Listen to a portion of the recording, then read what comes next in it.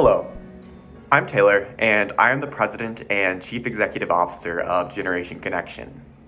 Today, I'm filming this video from my apartment at Creighton University in Omaha, Nebraska. I'll be talking about a historical topic that is particularly relevant to our organization, the history of storytelling. Further, all of my information for this video was gathered from the article, The History of Storytelling in 10 Minutes, from Matt Peters. Now, let's dive right in. In this day and age, having a social media account means you have access to see everyone's life without actually being there. With social media, looking someone up on the internet has never been easier. The internet has created a space for blogs and posting pictures and events that you attend. Social media has become the modern way we tell the stories of our lives, and in the 21st century, social media is a time capsule for all mankind. The evolution of storytelling reflects how people learn and communicate. Through oral storytelling or written storytelling, the voice of narration will always have a way, a place, and a purpose. Through the mediums that we use, and though those mediums have changed, the core concept of using a sequence of events in an exciting narrative has remained the same. Traditional storytelling is how history was created and how it was developed. In the new generation of VR, virtual reality, we are taking bigger steps into the modern world and are creating a social aspect of storytelling. In some ways, with the advent of VR in the modern era, we have circled back to visual storytelling as brands strive to find their narrative. The history of storytelling goes back thousands of years. Cave dwellers used pigment to paint on walls and their hands to create stories and myths. The ancient Greeks carved their language into walls to tell how history was moving forward. The narrative voice in writing speaks volumes about each of the culture's everyday lives. As generations grow and develop, daily life turns into another mark on history. Through the tradition of storytelling, humanity gets stronger, and tales and myths are created with new and exciting innovations and technologies. The Chauvet caves in the mountains of southern France contain incredibly well-preserved drawings dating back to 30,000 years ago.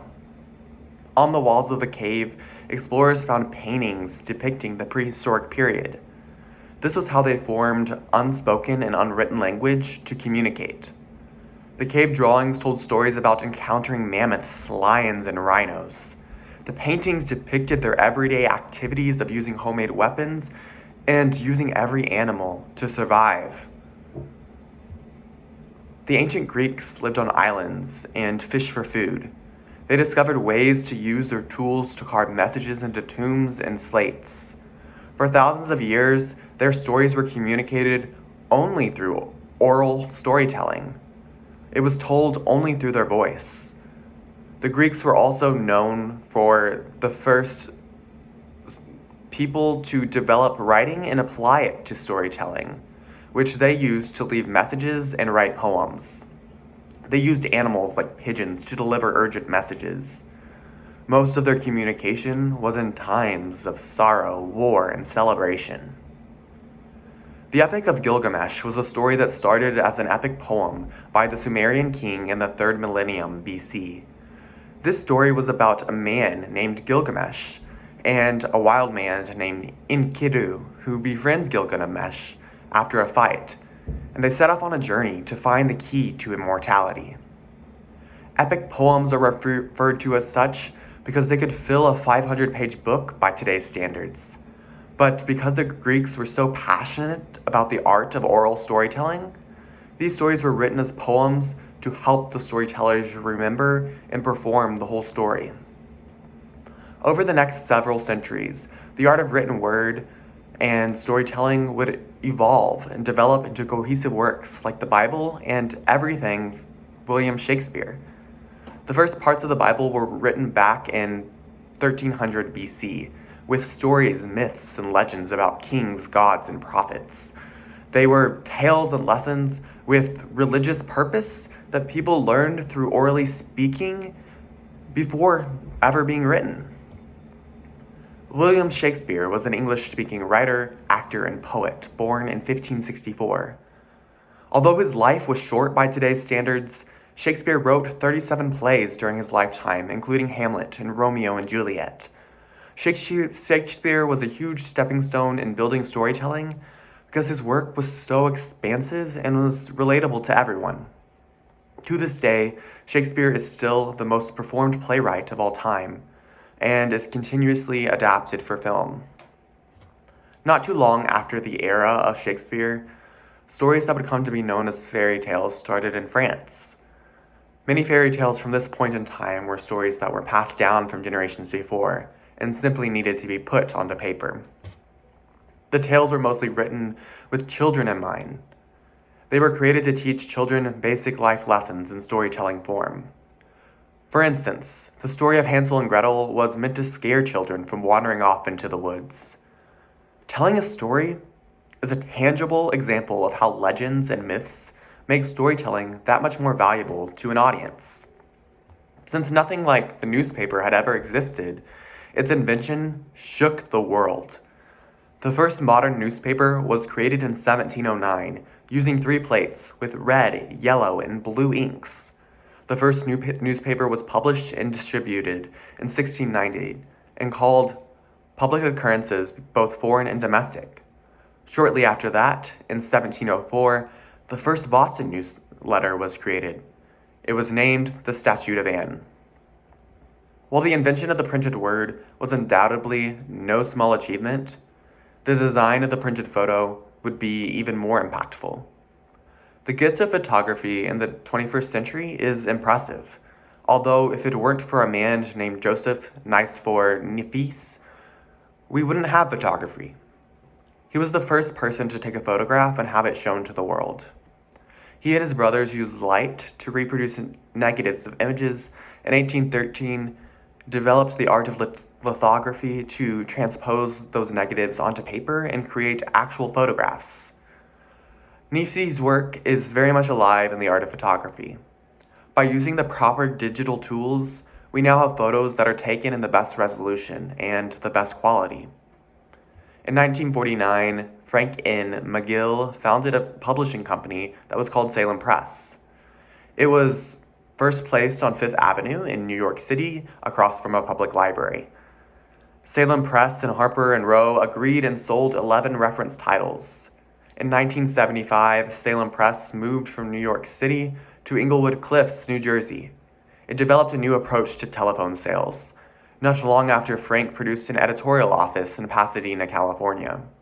He began building staff to develop a full line of reference resources. Frank later died in 1947, but his publishing company is still active for the world to enjoy.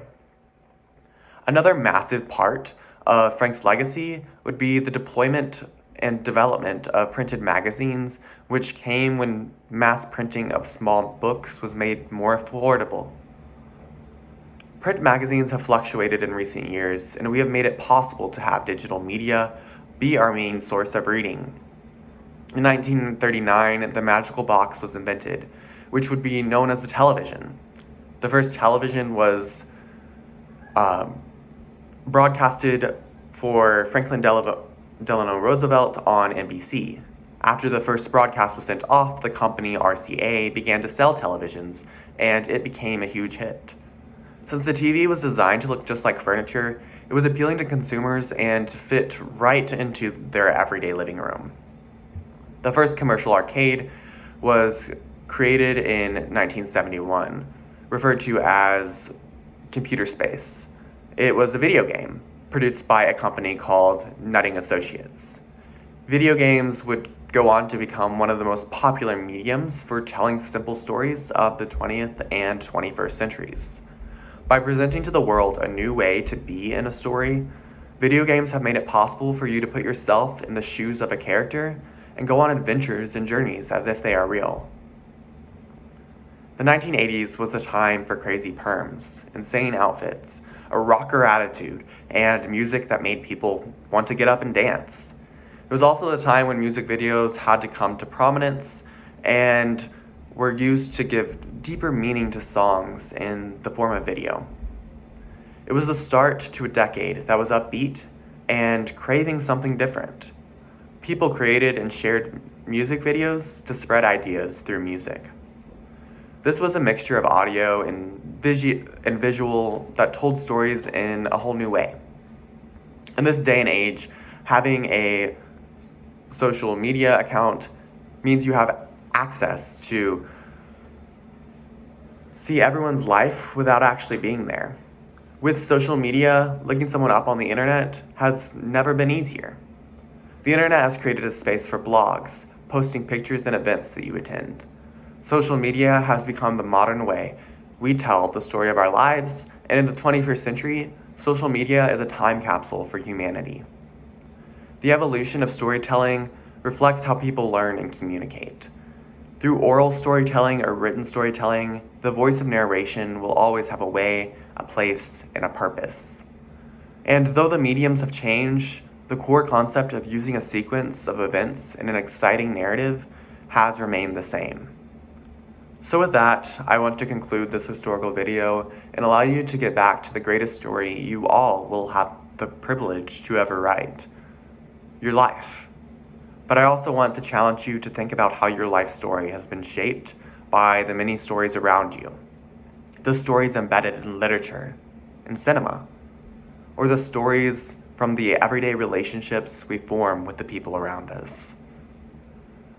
To conclude, thank you to everyone for watching, and please feel free to reach out to me if you have any questions or comments about today's historical topic and video. Would like to share what your group talked about in relation to today's video, or more generally, would be interested in volunteering with Generation Connection. Generation Connection appreciates your continued support. Don't forget to like, comment, and subscribe below. And maybe pick up a good book while you're at it. There's lots of stories out there, and you should go out and find out which story will leave the most profound impact on you, so you can go leave a profound impact on the world.